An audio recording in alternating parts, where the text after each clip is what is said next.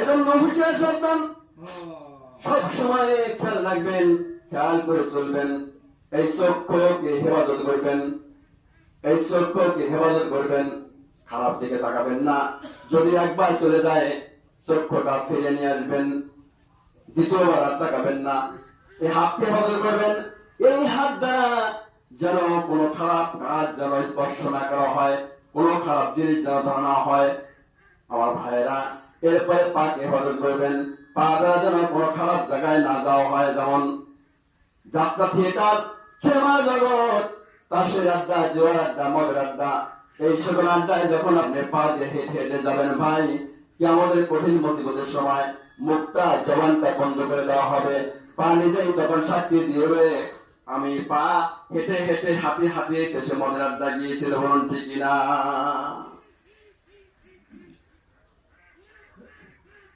এরপরে ইতিপূর্বে যে দুটি কথা বললাম আপনাদের মাঝে, এই যে মানবদের মধ্যে দুটা বস্তু সবচেয়ে ইম্পর্টেন্ট, জিবা, দুই স্তনের মাঝখানে যে জিবা, ইতিপূর্বে বলেছি, এই জিবাকে সংযত করবেন। যদিও এই জিবাটা অতি ক্ষুদ্র একটা জিনিস, ছোট একটা জিনিস, কিতাব এসেছে, যদিও সে ছোট কিন্তু তার পাপগুলো অনেক বড়, অনেক বড় মাপের পাপ, অনেক বড় পাপ না? জিবাকে সংযত করুন।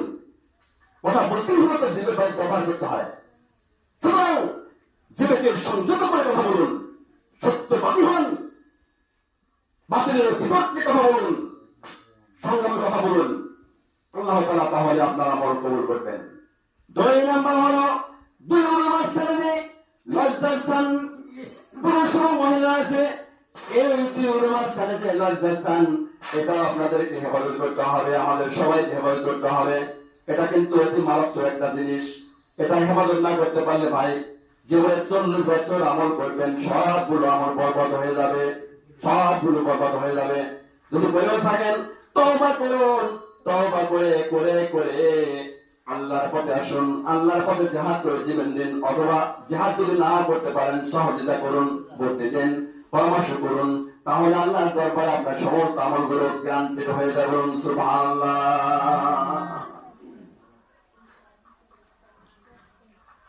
এরপর আল্লাহ বলেন, দেখেন কি সুন্দর আল্লাহ বলা করেছেন, وقال عليه الصلاة والسلام سباب المسلم فسوق وقتاله كفر। আল্লাহ বলেন, তোমরা জেনে রাখো, বান্দা জেনে রাখো, এই দুই স্তনের মধ্যবর্তী জিহ্বা এবং দুই পায়ের মধ্যবর্তী লজ্জাস্থান জামানত দিতে পারো, আমি তাহার জন্য বেহেশতে জামিন হয়ে যাব। এইটা কিন্তু জামানত দিতে হবে। আল্লাহ বলছেন, আমাকে জামানত দাও, আমার কাছে জামানত রাখো, এটা তোমার কাবুলাই করো না, আমাকে দাও, তাহলে তোমার জান্নাতে যাওয়ার জন্য আমি নিজেই জামিনদার হয়ে যাব। সুবহানাল্লাহ। এরপর আল্লাহ বলেন,